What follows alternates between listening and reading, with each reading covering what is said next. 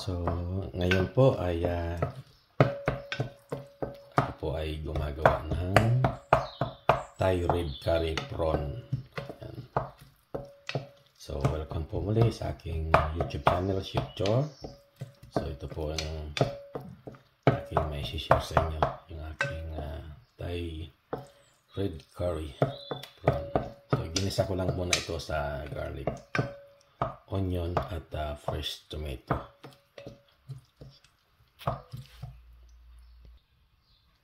So, aking prawn.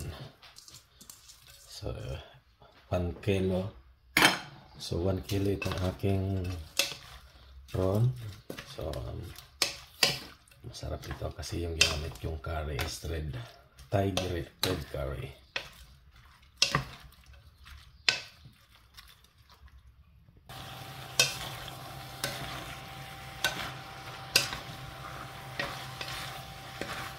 So, itong prawn is mabilis lang ito lutuin. So, kailangan huwag itong i-overcook. Yung meat niya hindi siya mag-shrink.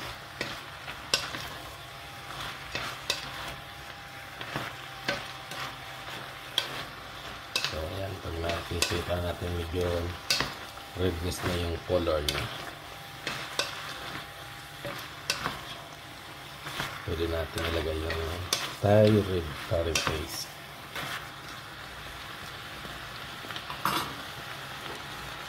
So, ito po yung ating red Thai curry paste.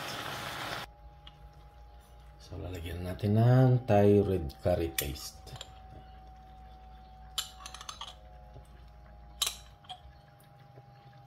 Ubusin ko na ito kasi isang maliit lang naman siya na jar.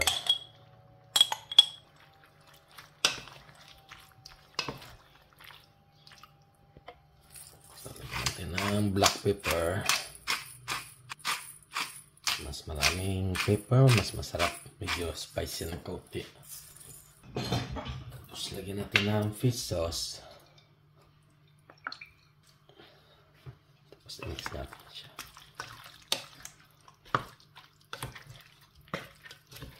Tapos lagyan natin siya ng coconut milk. Tapos lagyan natin ng konting chili flakes. May spicy na konti. Lagyan natin siya ng coconut milk. Tapos pag medyo kulang pa, may lagyan ko ng single cream. Ayan. So medyo nag-light yung kulay niya.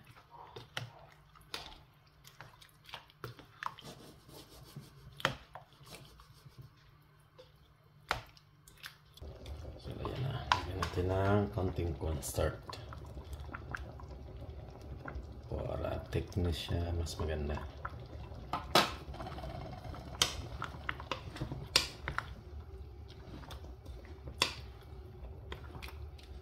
So ito na yung aking Thai red curry paste prawn. Mas masarap to, malasa. Thank you again for your watching. Please like, share and subscribe to my YouTube channel, Shiptor. Thank you for watching.